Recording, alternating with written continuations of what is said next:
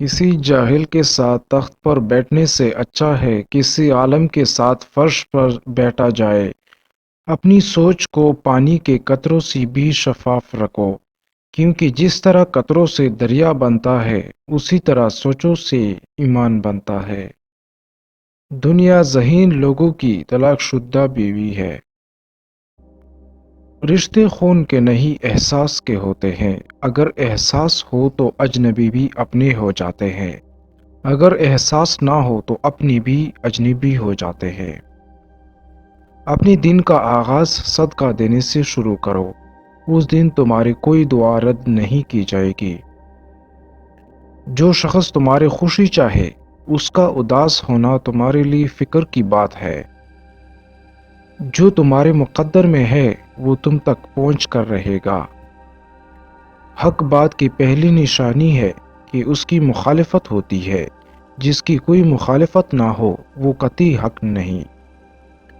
غربت انسان کو اپنی ہی شہر میں اجنبی بنا دیتی ہے۔ اگر کوئی تم سے ناراض ہے اور اس کو یہ غرور ہے کہ تم اس کو منا لو گے تو تم اس کے غرور کو ٹوٹنے مت دینا۔ حق نجات دیتا ہے اور باطل برباد کرتا ہے۔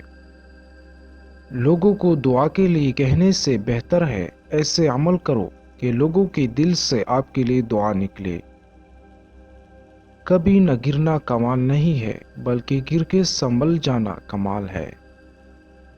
جس نے اپنی قدر و منزلت پہچان لی وہ انسان کبھی برباد نہ ہوگا۔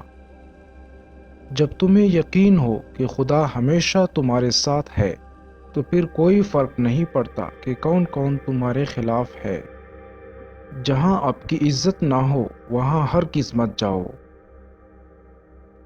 ان لوگوں پر اعتبار کرو جو تمہاری تین باتیں باندھ سکے: تمہاری ہنسی میں پوشیدہ درد، تمہاری خاموشی میں پوشیدہ وجہ، تمہارے غصے میں پوشیدہ پیار۔ صبح کی نیند انسان کی ارادوں کو کمزور کرتی ہے۔ منزلوں کو حاصل کرنے والے کبھی دیر تک سویا نہیں کرتے۔ کسی کا ظرف دیکھنا ہو تو اسے عزت دو۔ زندگی ایسے بسر کرو کہ دیکھنے والے تمہارے درد پہ افسوس کی بجائے تمہارے صبر پر رشک کرے۔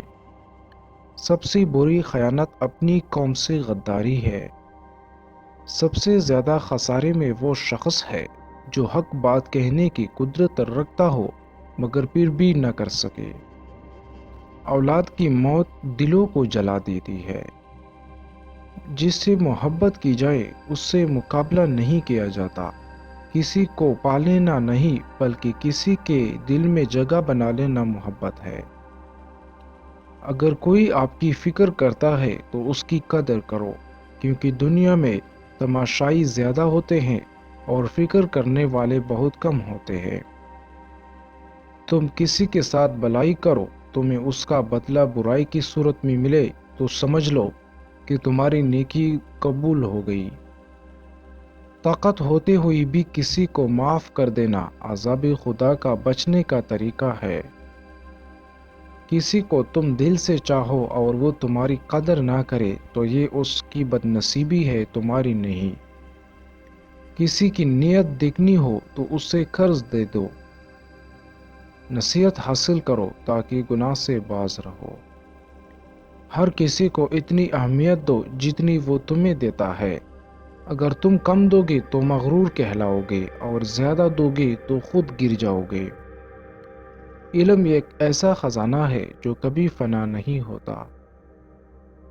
ہر سنی ہوئی بات کو بیان نہ کرو ورنہ تمہاری بیوقوفی کے لیے یہی بات کافی ہوگی۔ غیبت کرنا کمزور آدمی کی آخری کوشش ہوتی ہے۔ کتنے لوگ ایسے ہیں جو اپنی زبان کی وجہ سے ہلاک ہو جاتے ہیں۔ کسی انسان کی حیثیت دیکھنی ہو تو اس کے ساتھ کھانا کھاؤ۔ خوش قسمت ہے وہ انسان جس کے لیے کوئی روئے، بدقسمت ہے وہ شخص جس کی وجہ سے کوئی نہ روئے۔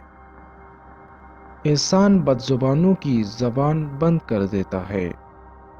تم دوسروں کے لیے دل سے دعا مانگ کر دیکھو، تمہیں اپنے لیے مانگنے کی ضرورت نہیں پڑے گی۔